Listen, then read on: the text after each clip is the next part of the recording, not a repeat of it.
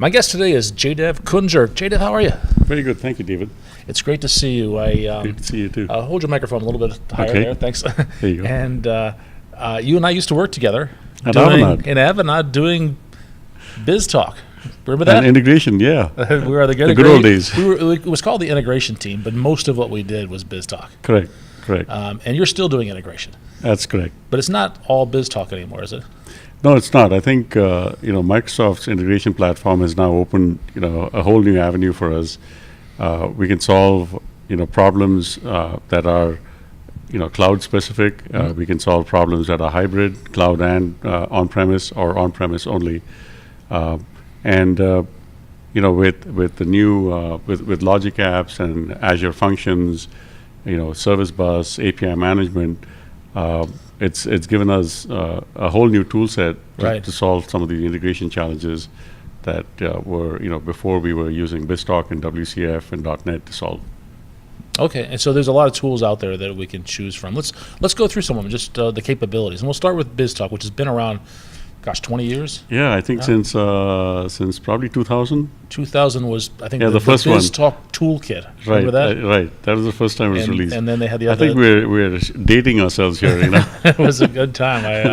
And then the BizTalk server came out, and it had Visio integrated into it. That first version of it, and then the second version integrated into .NET. Exactly. Into Visual Studio. BizTalk 2004 was when it completely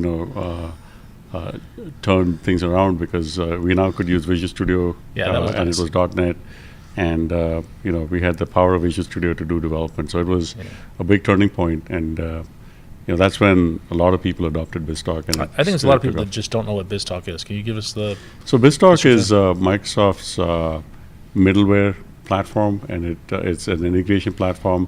It comes with adapters that you can use to connect to SAP, to different IBM mainframe systems. It's got the ability to do batch processing, heavy transactional processing. You can also scale it very effectively. It has this publish subscribe capability, so it's basically a messaging platform where you have publishers and subscribers, and typically used to handle hundreds of thousands of transactions a day, and it's quite popular in the healthcare field. You have HIPAA HL7, where they use BizTalk. It's also very popular in the banking area because it has a Swift accelerator for Swift. It's used in the insurance industry. So it's wherever you need transactional processing, that's when it does a really good job. It's really for getting disparate systems to communicate with one another. Exactly. So if there's some reason it's hard to communicate or not practical to communicate directly. Correct. You would send message to BizTalk, and the other system would pick it up from BizTalk. Correct. Exactly. So the other aspect of BizTalk, which is very popular, is it's used as an enterprise service bus, which is a SOA pattern, service-oriented architecture pattern. So the enterprise service bus allows you to have on-ramps and off-ramps where the person requesting the service doesn't really know where the service resides. They would post a request on the on-ramp, and the service bus takes care of routing that request, security, and all the other aspects. And so the benefit of this is the endpoint users are not impacted when things change. The service bus takes care of the change, and it also allows you to have some of the other capabilities that you want from an infrastructure, that is the management capabilities, the monitoring capabilities, tracking capabilities, right? The load balancing, scaling, all of that comes as part of the service bus. And Microsoft has something called the ESB toolkit, which ESB is the Enterprise Service Bus toolkit, which allows you to implement a lot of very powerful capabilities on top of BizTalk. And such as? Well, you can do exception handling for one, which is quite a common capability. Then they have something called itineraries. Okay, I'm not pronouncing that properly. Itineraries, that's correct. That's correct. Okay, so you have itineraries that you can develop that actually allow you to make changes to your applications and your schemas without having any downtime. So typically with traditional BizTalk, a lot of ways people have designed it. If you had to update a schema or a map or something else, you're basically going to have to bring the applications down to be able to update it. But with the ESP toolkit, you can actually do updates without downtime. And we have a paper on our blog that talks about how you can do that. Because obviously, when BizTalk is down, we'll get a link to that in the show notes. Yeah, we can do that. And when BizTalk is down, a lot of the applications that are calling the on-ramps will also be impacted by it. So in a lot of enterprise mission-critical applications, they do not want, a BizTalk to be down, even if you're doing an upgrade or any kind of maintenance. So by using the toolkit and itineraries, it does dynamic resolution of maps and you do not have tightly bound messaging to schemas. Sure. So in the old days, you had to have a second BizTalk server running, which is expensive. Right. You shut one down and bring the other one up. Right. So. Excellent. Now there's the latest version is 2016 of That's BizTalk. correct. So after all these years, almost 20 years, they're still updating it. They're still adding new features to it. That's correct. What's the hot new thing in there? The hot new thing is logic apps. So the connections. Is that part of BizTalk, or is that that's part of BizTalk 2016 now? What they have is it's actually the adapters to logic apps, not logic apps themselves. It's the adapters to let's start apps. with logic apps. What is a logic app? So logic app is essentially allowing you to run an orchestration in Azure. Okay. It allows you to define something like a workflow in Azure. So you have triggers and that can process events. Like a message coming into a service bus queue or an HTTP post request coming in, you can capture that.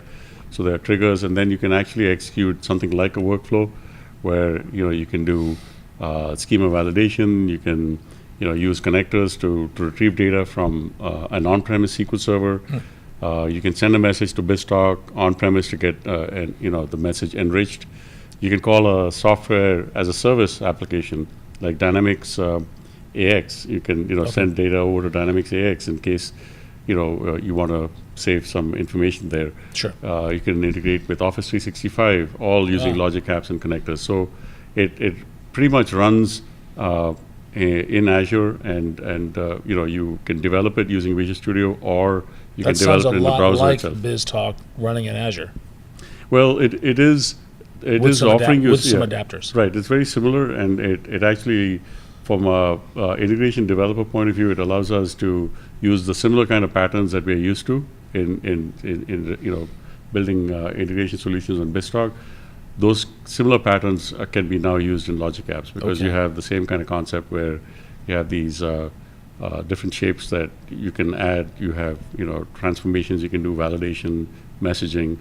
A lot of those now you can do using logic apps. Oh, okay. So you can validate the schemas of the messages that are coming in. You can transform those using maps into other messages and send them out to some other endpoint. So why do we still need BizTalk?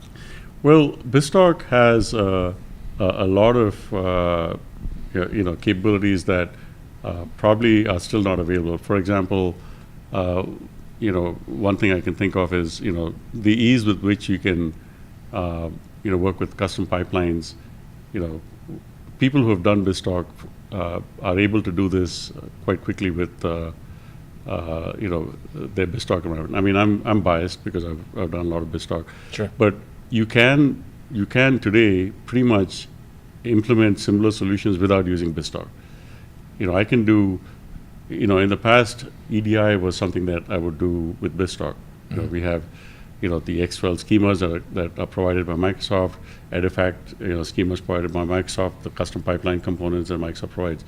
But today I don't need to use BizTalk. I can actually build EDI in the cloud using logic apps, integration accounts, and not bothering with BizTalk at all. Okay, so for a lot of simple solutions or relatively simple solutions, we don't need the complexity of BizTalk. You don't need the complexity of BizTalk. We can just use this platform as a service in Azure. Exactly.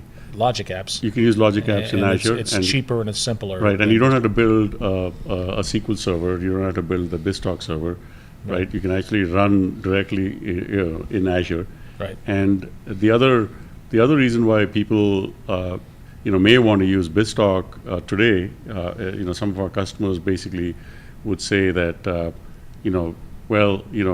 I'm running something that is, mission critical to my business, and we want to have the servers in-house.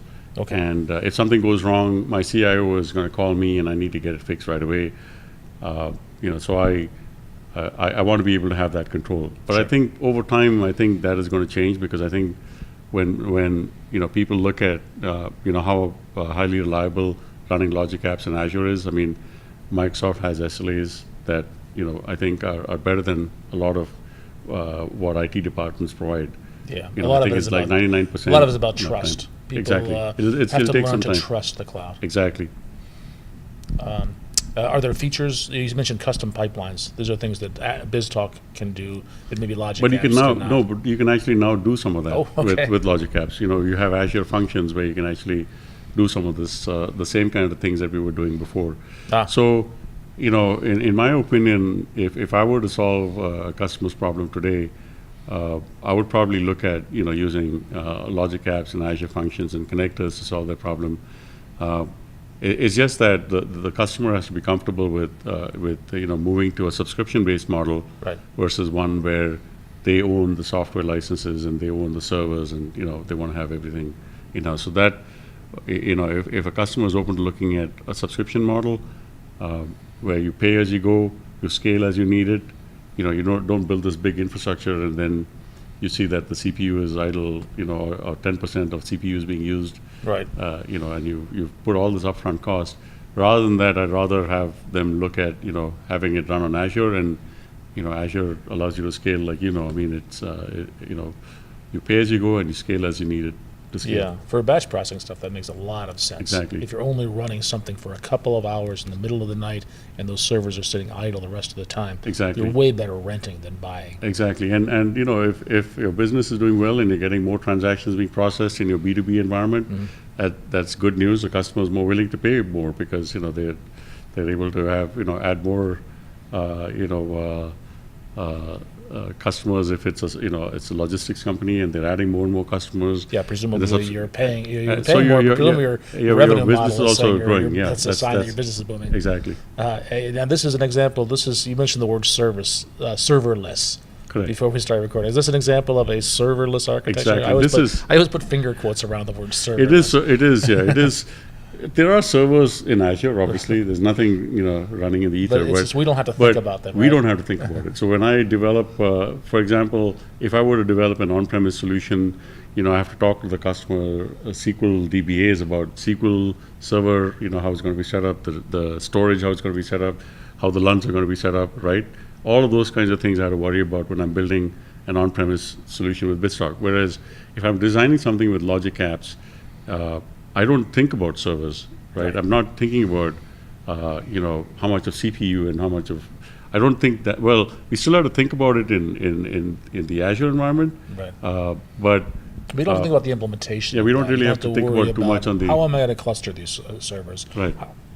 You just say, I need more servers. And Well- you add more. Well, with sorry to go back to serverless, but with Azure Functions and Logic Apps, again, I don't really think about servers anymore. Oh, servers are Because you just- more instances, I think. Right. It's just that you just build and deploy and it runs, and pretty much Maybe more the capacity concept is a of better a server doesn't seem to exist anymore. Sure. In that paradigm. Yeah, more capacity is probably better. But you do have a concept of servers. If I want to run BizTalk on a virtual machine in Azure, right? Yeah. Then you do have that server concept. Got it. So you can still do that. We can run BizTalk 2016 with SQL 2016 always on, completely on Azure. And That's in a virtual machine, right? That's also a new capability of BizTalk 2016, where you basically building your infrastructure entirely in Azure, and you have the always-on capabilities of SQL, and you're not building anything on-prem. So you would use something like ExpressRoute to have that VPN connection to your on-premise data sources. ExpressRoute is what? ExpressRoute is an Azure technology that allows you to build like a VPN connection to your on-premise data store. For example, you might want to have BizTalk and SQL always on in Azure, but then you want to be able to connect to your data sources which are on-prem. Okay. You don't want to put them, they might be containing, information that you do not want to put on the cloud. So you can use ExpressRoute to actually make it look like it's a VPN connection. So ExpressRoute is a secure, high-speed Correct. pipe Right. between From your premises to the Azure Cloud. Azure Cloud, right. Interesting. All right. Very cool stuff. Before we wrap up, tell me about what happened today. Yeah, today we had a fantastic event. Firstly, thanks to you, David, for helping us get this Microsoft I'm glad we were able to Chicago do it. It was a lot location. of fun. And we had, I think, almost 40 people showing up today for a global integration bootcamp. And this was the first time we've held it in Chicago. And in fact, first time this event was held simultaneously on March 25th, Saturday, 2017, in 13 countries around Wow. the world.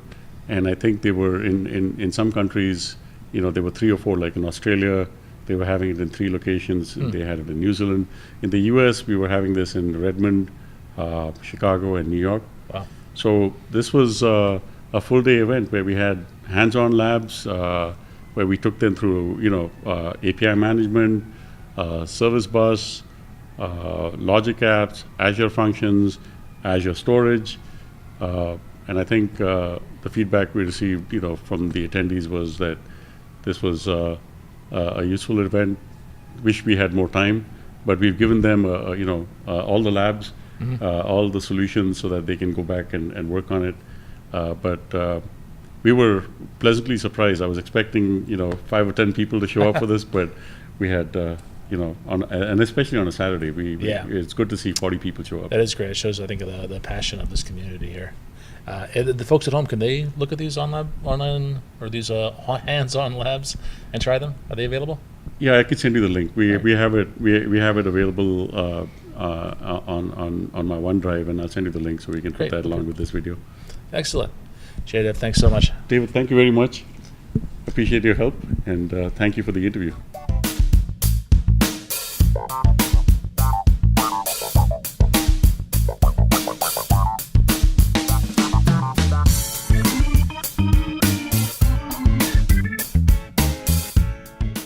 I think technology is great. It's amazing how with technology we've been able to connect as friends because today with WhatsApp and Facebook and Twitter, we're able to stay in touch years after we stopped working together. So I think technology has really enabled our friendship to continue, and hopefully look forward to it continuing for many more years to come.